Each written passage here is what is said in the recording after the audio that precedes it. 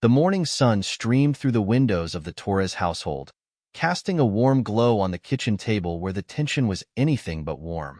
Officer Adrian Torres sat in his freshly ironed uniform, sipping his coffee while scrolling through emails on his phone. Across the table, Elena Torres juggled frying eggs, flipping pancakes, and packing Gabriel's lunch, her movements quick and precise as she tried to keep the morning chaos under control. "Gabriel, eat your breakfast," Elena urged, her voice strained but gentle. Gabriel, their 14-year-old son, sat hunched over at the table, absent-mindedly pushing scrambled eggs around his plate. His usually lively brown eyes were downcast, his shoulders slumped under an invisible weight. "Gabriel," Adrian said, looking up from his phone, "your mom's talking to you. Eat." Gabriel didn't respond immediately. Instead, he let out a long sigh, his fork clattering onto the plate. "I don't feel like eating," he muttered. Elena exchanged a glance with Adrian, her brow furrowing with concern. "What's wrong, Mijo?" she asked, setting down the spatula and leaning against the counter. Gabriel hesitated before answering, his voice barely audible. "I don't want to go to school." Adrian put down his coffee cup and leaned forward, his sharp gaze locking onto his son. "Why not? What's going on?" After a long pause, Gabriel admitted, "The kids, they won't leave me alone. It's just—" He stopped, biting his lip as if revealing more would break something inside him. Elena's heart sank. "Are they bullying you?" she asked, her voice soft but laced with worry. Gabriel nodded slightly. "It's not just words, Mom. They push me around. Sometimes he trailed off, his hand instinctively brushing against his arm, as if hiding a bruise. Adrian clenched his jaw, anger bubbling just beneath the surface. "Have you told your teachers?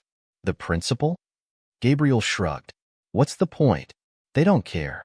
And if I tell, it just gets worse." Elena moved to sit beside Gabriel, wrapping an arm around his shoulders. "We'll figure this out, okay? You don't have to face this alone." But Adrian's approach was different. "Gabriel, you have to stand up for yourself. Bullies thrive on fear. If you show them you're not afraid, they'll back off." Gabriel shot him a frustrated look. "It's not that simple, Dad. You don't understand." The words stung, but Adrian masked his hurt with a stern expression. "Look, life's not always fair, and people aren't always kind. But you have to be strong. Hiding won't solve anything." The room fell silent. Gabriel stood abruptly, grabbing his backpack. "I'll just deal with it, okay? Don't worry about me." He walked out, leaving Elena and Adrian staring after him. Elena sighed deeply, rubbing her temples. "Adrian, you can't just tell him to tough it out. He's a kid. He needs our support." Adrian stood, adjusting his badge. "I know, but we can't coddle him either. He has to learn to face his fears." He grabbed his keys, giving Elena a quick kiss on the cheek. "I'll drop him off. We'll talk more tonight." The ride to school was quiet. Gabriel stared out the window, his mind racing with dread for the day ahead. As Adrian pulled up to the school, he placed a hand on Gabriel's shoulder. "Remember what I said? Be strong, Gabriel." Gabriel nodded stiffly, stepping out of the car without a word. Adrian watched him walk toward the school building, a gnawing feeling of unease settling in his chest. Adrian's shift began like any other, the streets of their suburban neighborhood quiet as he cruised through familiar routes. He tried to shake the uneasy feeling from that morning, but Gabriel's downcast face lingered in his thoughts. As the morning turned into midday, Adrian pulled into a parking lot to catch up on reports. Just as he reached for his notepad, a car sped past, blowing through a stop sign. "Seriously?" Adrian muttered, flipping on his siren and lights. He pulled out of the lot and caught up to the car, signaling for it to pull over. The vehicle skidded to a stop on the side of the road. Adrian approached cautiously, his hand resting on his belt. The driver, a middle-aged woman in scrubs, rolled down the window, her face pale and frantic. "Officer, I'm sorry, but I don't have time for this," the woman said, her voice trembling. "I'm trying to get to the hospital. There's a child. He's unconscious." Adrian's stomach dropped. He peered into the back seat and saw a small figure lying under an emergency blanket. The sight was eerily familiar. "Wait," Adrian said, his voice faltering. "Can I see him?" The nurse hesitated, but pulled back the blanket slightly. Adrian's breath caught in his throat as his worst fear became reality. It was Gabriel. Panic surged through him. "What happened to him?" he demanded, his composure slipping. "I don't know all the details," the nurse, Laura, explained quickly. "He collapsed at school, and I was the closest medical professional. We need to get him to the hospital now." Adrian's mind raced, but his training kicked in. "Follow me," he said, running back to his patrol car. Turning on his lights and siren, he cleared the road ahead, ensuring a swift path to the hospital. Every second felt like an eternity as they sped toward the emergency room. Adrian's heart pounded as he fought back fear. "Hang on, Gabriel," he whispered to himself. When they arrived at the hospital, Gabriel was rushed into the ICU. Adrian parked his car and sprinted inside, his badge forgotten as he followed the stretcher.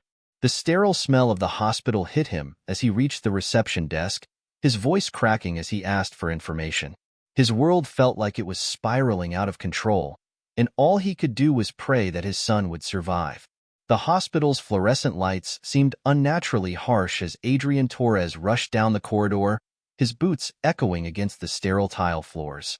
Nurses and doctors moved with purpose, their faces unreadable, while Adrian struggled to keep himself together.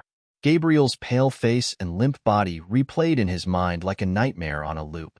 "Excuse me, I need to know what's happening with my son," Adrian demanded at the front desk, his voice shaking. His badge dangled from his belt, but it felt irrelevant in this moment. He wasn't a cop right now. He was a terrified father. The nurse at the desk glanced at him sympathetically but spoke in a calm, professional tone. "Sir, your son is being evaluated by the doctors in the ICU. Please take a seat, and someone will update you shortly." "Take a seat?" Adrian snapped, his voice louder than he intended. "That's my son in there. I need to know what's wrong with him." "Adrian." A voice behind him broke through his panic. He turned to see Elena, her face pale and tear-streaked, rushing toward him. She must have driven like a maniac to get here so quickly. Without hesitation, Adrian enveloped her in a tight embrace, his composure cracking as he felt her trembling against him. "What happened?" she asked, pulling back to search his face for answers. Adrian swallowed hard, guilt twisting in his chest. "He collapsed at school. A nurse found him and brought him here. I should have known something was wrong this morning. I should have done more." Elena shook her head, her eyes glistening with tears. "Don't do that to yourself, Adrian. This isn't your fault." But Adrian couldn't let go of the gnawing guilt. His last conversation with Gabriel replayed in his mind. The frustration, the harsh tone. "Be strong, Gabriel." Had he been too hard on him? Had he missed the signs that his son needed more than tough love? Before they could say more, a doctor approached, his expression grim but controlled. "Mr. and Mrs. Torres?" "Yes," they both answered in unison, stepping forward. The doctor introduced himself, his tone measured.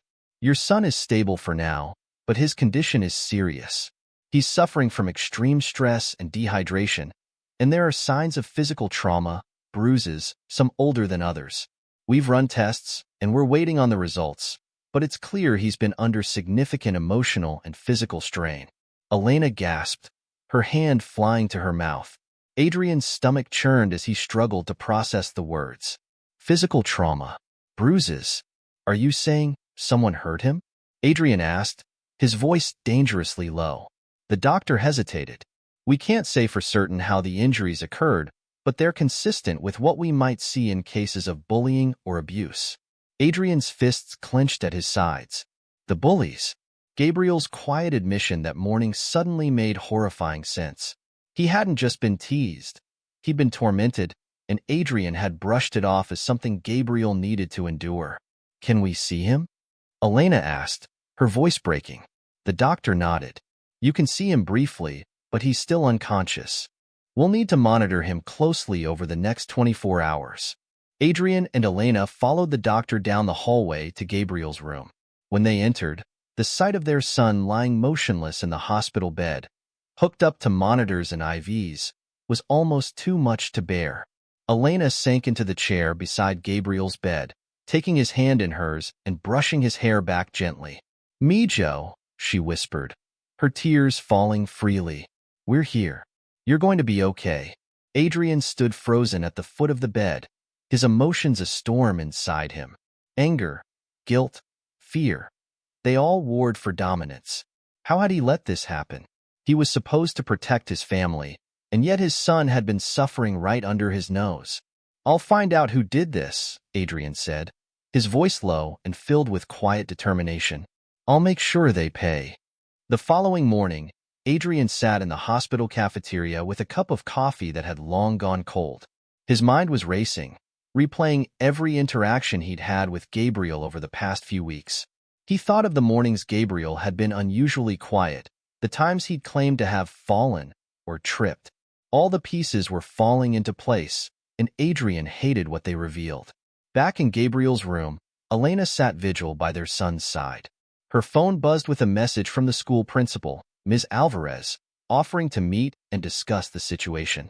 Elena showed the message to Adrian when he returned, and despite his reluctance to leave the hospital, he agreed to meet the principal. Arriving at the school, Adrian's badge seemed to carry a heavier weight than usual. Ms. Alvarez met them in her office, her expression a mix of concern and defensiveness. "We were so sorry to hear about Gabriel's condition," Ms. Alvarez began. "I assure you, we take bullying very seriously here at Jefferson Middle School." Adrian's jaw tightened. "Then explain how my son ended up in the ICU. Because from where I'm standing, it doesn't look like you're doing much of anything." Ms. Alvarez shifted uncomfortably. "Gabriel never reported any incidents to us directly. If we're not informed—" "Don't," Elena interrupted, her voice trembling but firm. "Don't put this on him. He's a child. It's your job to create a safe environment, not wait for him to come to you while he's being tormented." Ms. Alvarez sighed. "There have been incidents reported involving 2 other students, but their families are influential and—" Adrian slammed his hand on the desk, startling the principal. "I don't care who their families are. My son could have died because of this. I want their names, and I want every single detail of what's been happening to him." Ms. Alvarez hesitated but finally relented, providing the names of 2 boys and vague descriptions of their behavior. Adrian noted every word, his resolve hardening.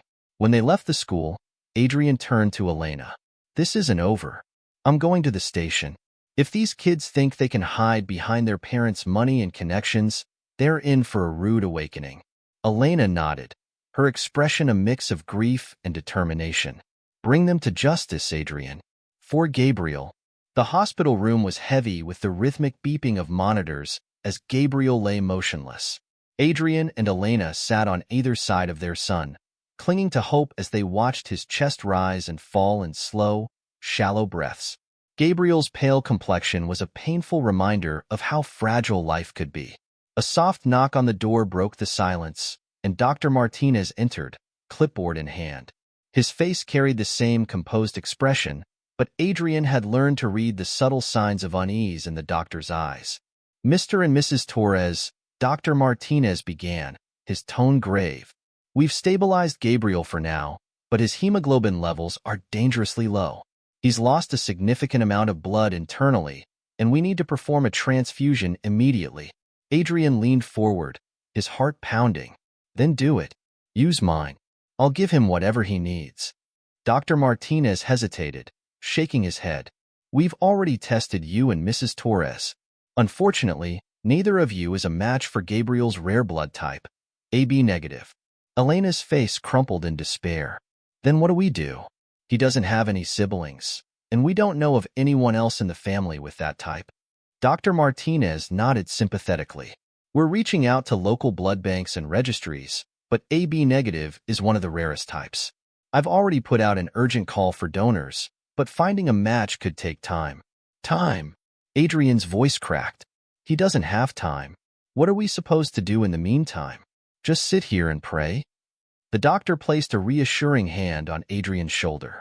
"We'll do everything we can, but I urge you to reach out to anyone you know, friends, extended family, colleagues. The more people we test, the better Gabriel's chances." As Dr. Martinez left the room, Adrian stood, his fists clenched. I'm not just going to sit here. I'll find someone. Elena wiped her tears and looked up at him with determination. We both will. The next few hours became a frantic race against time. Adrian called everyone he could think of. Old friends from the police academy, co-workers, even neighbors he barely spoke to. Elena did the same, scrolling through her phone and sending out desperate messages to everyone in her contact list. At the same time, the hospital set up a temporary testing station, and a trickle of potential donors began arriving.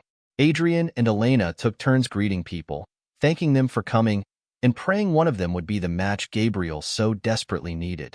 But as the hours dragged on, each test came back with the same disappointing result. No match.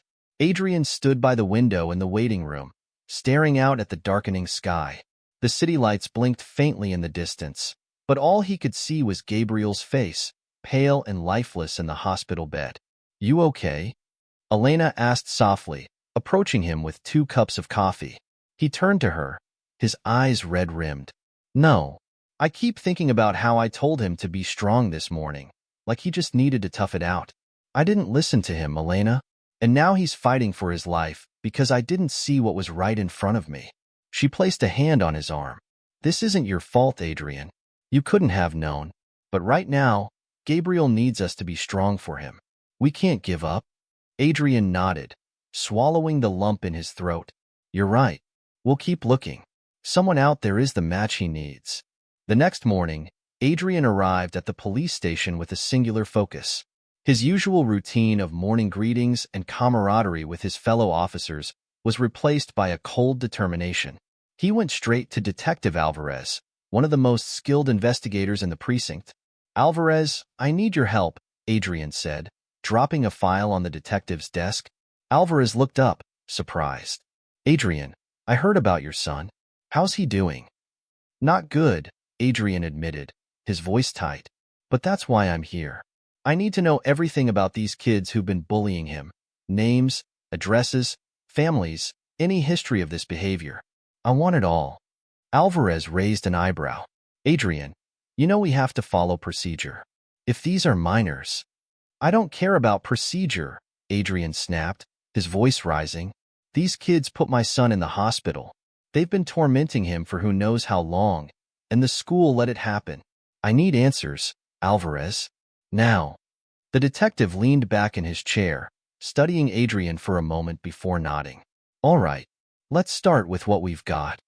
Over the next few hours, Adrian and Alvarez pored over reports, surveillance footage, and witness statements from the school. The more Adrian learned, the angrier he became. The 2 boys, identified as Ryan and Caleb, had a history of bullying other students, but their family's wealth and influence had shielded them from any real consequences. They've been protected, Adrian muttered bitterly. No wonder they think they're untouchable. Alvarez nodded. But they're not. We've got enough here to open a formal investigation. If we can prove their actions led to Gabriel's injuries, they won't be able to hide behind their parents' money. Good, Adrian said, his jaw tight. Let's make sure they don't get away with this.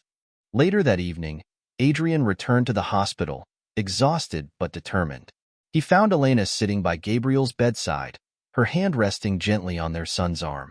Any news? She asked hopefully. Not yet, Adrian admitted, his shoulders slumping, but Alvarez is on it. We're building a case against those boys. They're not walking away from this. Elena nodded, her expression a mix of relief and sadness. Thank you. I just want Gabriel to know he's safe when he wakes up. Adrian sat beside her, taking her hand in his. He will. I promise. As the night wore on, the hospital buzzed quietly around them. The search for a blood donor continued, and though the odds felt insurmountable, Adrian refused to give up. For Gabriel, for their family, and for justice, he would fight until there was nothing left to fight for. Adrian sat in his car outside the home of the Rodriguez family, his grip tightening on the steering wheel. The luxurious house loomed before him, its sprawling lawn perfectly manicured and illuminated by soft garden lights. Inside that house lived Ryan, one of the boys responsible for Gabriel's torment. Adrian's chest burned with a fire he hadn't felt in years, a combination of helplessness and fury. He thought of Gabriel lying in the hospital bed, pale and still, hooked up to machines that were fighting to keep him alive. The image of his son's frail body fueled Adrian's rage, and for a moment, he considered storming into the house and confronting the family. He imagined grabbing the father, demanding answers, forcing them to acknowledge the damage their son had caused. He pictured Ryan's arrogant smirk wiped away, replaced by fear and remorse.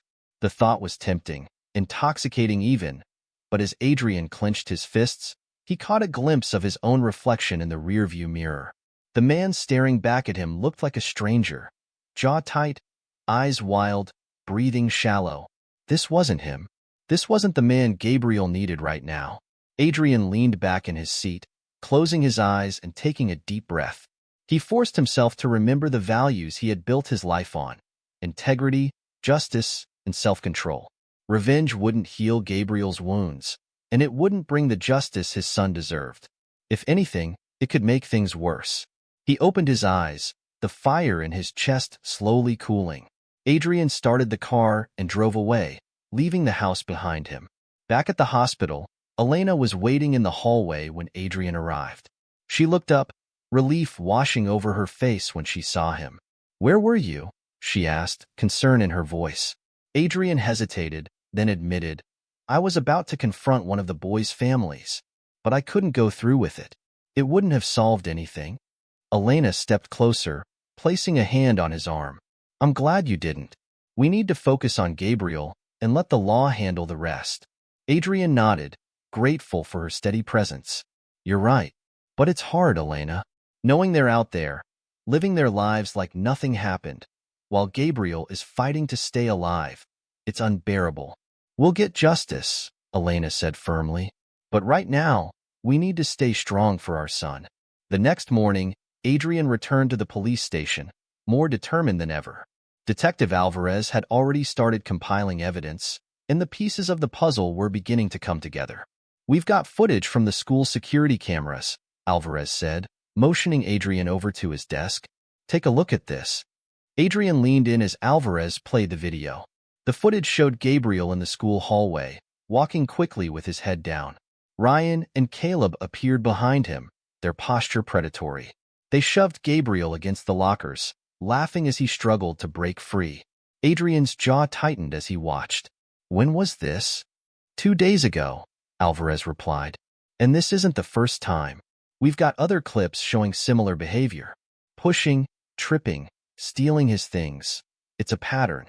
The next clip showed Gabriel sitting alone in the cafeteria, his lunch tray in front of him. Ryan and Caleb approached, taking his food and dumping it into the trash. Gabriel didn't retaliate. He simply sat there, staring at the table. Adrian clenched his fists. They were relentless. "There's more," Alvarez said, pulling up another file. "Witness statements.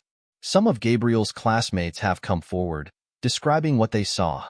It's clear these two were targeting him specifically." Adrian felt a surge of gratitude for the students who had spoken up. "Good. We'll use this to build a case." "Already in motion," Alvarez said. "And the school can't deny their negligence anymore.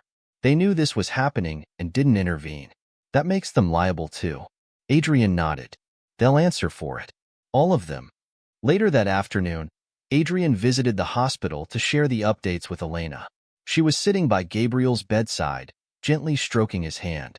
"We've got solid evidence," Adrian said, taking a seat beside her. "The bullies, the school, they won't get away with this." Elena looked at him, her eyes tired but hopeful. "That's good news. I just hope Gabriel wakes up soon to see that justice is being served." Adrian placed a hand over hers. "He will. And when he does, he'll know we fought for him." As the day turned into evening, Adrian and Elena sat together in the quiet hospital room, their determination unwavering. They didn't know what the future held, but they knew one thing for certain. They would do whatever it took to protect their son and ensure justice was served. Adrian and Elena's hope was waning as Gabriel's condition grew increasingly dire. The doctors had done everything possible, but Gabriel's fragile body needed a blood transfusion urgently. The announcement of his rare blood type had gone out to local hospitals, clinics, and blood banks. Despite their best efforts, no suitable donor had been found. The weight of helplessness settled heavily over Adrian as he paced the hospital corridor. His mind raced with questions. What if they couldn't find a match in time? What if his son didn't survive? He gripped his phone tightly, scrolling through every contact he could think of, reaching out to friends, colleagues, and even distant acquaintances, pleading for help. Elena, sitting by Gabriel's bedside, whispered quiet prayers, her hands clasped tightly around his. Her heart broke as she watched her son's chest rise and fall with the assistance of the machines. She leaned close, her voice trembling. "Hold on, Gabriel. Just hold on a little longer." Late that evening, as Adrian slumped in a hospital chair, his phone buzzed. It was Detective Alvarez. "Adrian," Alvarez said, his voice urgent, "we might have found a match." Adrian shot to his feet. "What? Where? Who?" A volunteer came forward at a local blood drive. She heard about Gabriel's case through social media. Her blood type matches, and she's already being tested for compatibility, Alvarez explained. Adrian's heart raced. Is she local? How soon can she be here? She's already on her way to the hospital, Alvarez assured him. Adrian hung up and rushed to Elena, who looked up at him with a mixture of exhaustion and hope. They found a potential donor, he said, his voice trembling with emotion. She's coming here now. Elena's eyes filled with tears. "Oh, thank God," she whispered, clutching Adrian's hand tightly. Within an hour, the donor, a young woman named Sofia Ramirez, arrived at the hospital. She looked nervous but determined as she approached Adrian and Elena in the waiting area. "I heard about your son," Sofia said softly, her voice filled with compassion. "I couldn't just sit back and do nothing." Elena stepped forward, her voice breaking. "Thank you. You have no idea how much this means to us." The doctors quickly took Sofia to a private room to complete the necessary tests. Adrian and Elena waited anxiously, the minutes feeling like hours. Finally, Dr. Patel emerged, a small smile breaking through his usually serious demeanor. "She's a perfect match," he announced. "We'll begin the transfusion immediately." Adrian exhaled a deep breath he hadn't realized he'd been holding. He turned to Elena, who was already sobbing with relief. The transfusion began in the early hours of the morning. Adrian and Elena watched through the observation window as the medical team worked tirelessly. Sofia lay on one side, calm and resolute, while the precious lifeline of blood was transferred to Gabriel on the other. Adrian found himself whispering a prayer, though he hadn't done so in years. He prayed not just for Gabriel's recovery, but also for Sofia, whose selflessness had given them this glimmer of hope. By dawn, the transfusion was complete. Gabriel's condition was still critical, but the doctors were cautiously optimistic. "This is a crucial step," Dr. Patel explained. "Now it's up to Gabriel's body to respond. He's strong. He has a good chance of pulling through." Adrian and Elena clung to those words, their hearts swelling with renewed determination.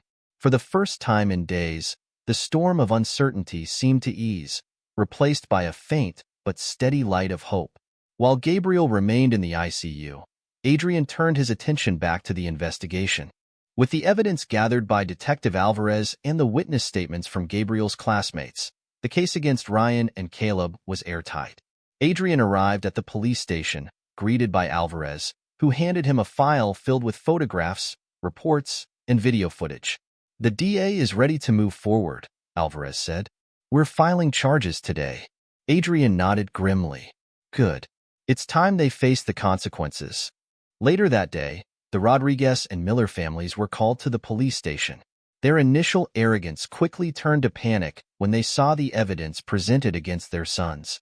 "This is absurd," Mr. Rodriguez barked, his face red with anger. "Ryan is a good boy. He would never do something like this." Adrian stood across the room, his voice steady but firm. "The evidence speaks for itself. Your son and his friend tormented mine for months, and now my boy is fighting for his life because of them." Mrs. Miller, clutching her pearls, attempted to play the victim. "Surely this can be resolved without involving the courts. We can compensate the family." Adrian's eyes narrowed. "This isn't about money. It's about accountability. Your sons need to learn that their actions have consequences. Despite their wealth and influence, The families couldn't deny the overwhelming evidence. Ryan and Caleb were formally charged with assault and harassment, sending a clear message to the community. Back at the hospital, Adrian shared the news with Elena. "They're finally facing justice," he said. Elena nodded, her eyes filled with determination. "Now we just need Gabriel to wake up and see that we fought for him." As they sat by their son's bedside, the weight of the past days began to lift. Gabriel's chest rose and fell with a steadier rhythm, and his color was slowly returning. The fight wasn't over, but for the first time, Adrian and Elena felt like they were winning. The hours following the blood transfusion were a delicate balance of hope and fear. Gabriel remained unconscious, his small body still fragile, but the machines monitoring his vitals showed signs of improvement. For the first time in days, his oxygen level stabilized, and his heartbeat grew stronger. Dr. Patel approached Adrian and Elena with cautious optimism. "The transfusion was successful," he said. "Gabriel's body is responding well. The next 24 hours are critical, but this is a good sign." Adrian felt his knees weaken as he clutched the back of a chair for support. Relief washed over him like a tidal wave, but he couldn't shake the memory of his son lying broken and helpless. Elena, ever the pillar of strength, leaned forward, her hand gripping the doctor's. "Thank you, Dr. Patel. Thank you for not giving up on him." As the hours passed, Gabriel's pale complexion gained a faint flush of color. Adrian and Elena stayed by his side, whispering words of encouragement and recounting memories of happier times. "Do you remember last summer, Gabriel?" Adrian murmured. "You built that birdhouse with me, and we couldn't get the roof to stay on. You laughed so hard when it finally fell apart." Elena added softly, "And you said you'd make an even better one next time. You're stronger than you think, sweetheart. We're right here, waiting for you." The moment came in the early hours of the morning. Gabriel's fingers twitched slightly, and his eyelids fluttered. Adrian bolted upright in his chair, his heart pounding. "Gabriel," he whispered. Gabriel's eyes opened slowly, his gaze unfocused but present. He looked around the room, his face etched with confusion before settling on Adrian and Elena. "Dad? Mom?" he croaked, his voice hoarse. Elena broke into tears as she gently cupped his face. "Oh, Gabriel, you're awake? You're okay, sweetheart." Adrian leaned over, his voice thick with emotion.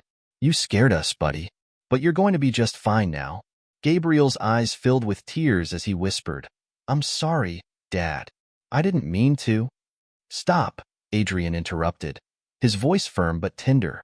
"You have nothing to apologize for. None of this was your fault." As Gabriel began his recovery, the hospital room became a revolving door of visitors. His classmates, teachers, and even Sophia, the donor who saved his life, stopped by to show their support.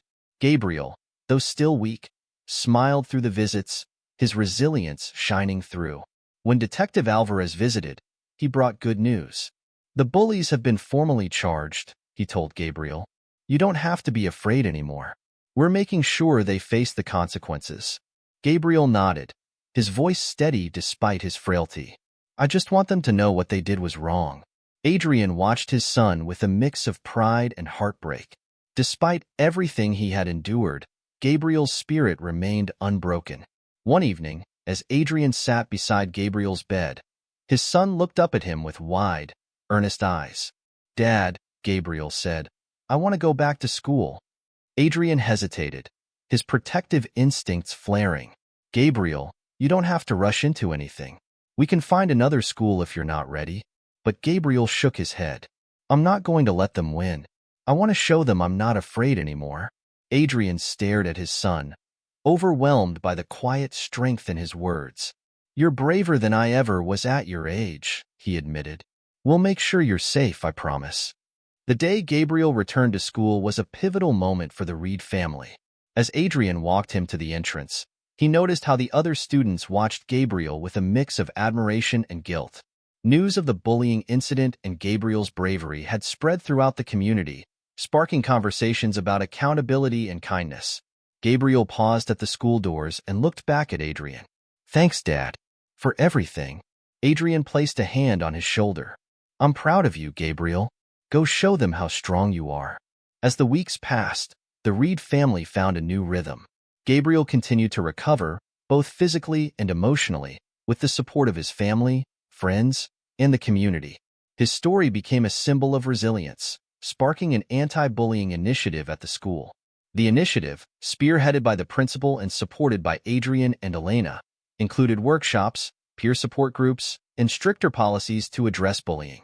Gabriel, though hesitant at first, shared his experience during one of the sessions. "I thought I had to face everything alone," he told his classmates, "but I learned that asking for help isn't weakness. It's strength." His words resonated deeply, inspiring others to speak up about their struggles. At home, the bond between Adrian, Elena, and Gabriel grew stronger. They spent more time together, cherishing the moments that once seemed mundane. Adrian, especially, made an effort to be present, knowing how easily time could slip away. One evening, as the family sat around the dinner table, Adrian raised a toast. "To Gabriel," he said, lifting his glass. "You've taught us what it means to be truly strong. We're so proud of you." Gabriel blushed but smiled, his eyes shining with gratitude. "I couldn't have done it without you and Mom." The Reed family's journey wasn't without its challenges, but they emerged stronger, united by the trials they had faced. Gabriel's story became a catalyst for change, not just in their community but also in Adrian's heart. He vowed never to let his role as a father take a back seat again. As they sat together that evening, the future no longer seemed daunting but full of promise. Whatever came next, they knew they would face it together, as a family. The Reed family's journey was one of pain, perseverance, and ultimately, profound transformation. Through Gabriel's resilience and their unwavering love for one another, they emerged stronger and more united than ever. What started as a moment of despair became a turning point, not just for Gabriel but for everyone around him. His courage inspired change in his school and community, showing that even in the darkest moments, hope and kindness could prevail. For Adrian, the experience was a reminder of the precious gift of family and the strength that comes from standing together through life's challenges. He vowed to cherish every moment with his son and wife, ensuring they never doubted his love or presence again. As they sat together under the golden glow of a setting sun, Adrian looked at his family and smiled. The future wasn't without its uncertainties, but they had learned the most valuable lesson of all. Together, they could face anything. And that was enough. Thank you so much for sticking with us through this entire journey. We hope you found Gabriel's story as inspiring and impactful as we intended it to be. Your support means the world, and we're incredibly grateful for your time and attention. If you enjoyed the story and would like to see more, please don't forget to hit the like button, subscribe to our channel, and share this video with your friends and family. Your feedback and support help us create even more meaningful content. Thank you once again for being part of this experience. We look forward to sharing more stories with you soon. Stay tuned and take care.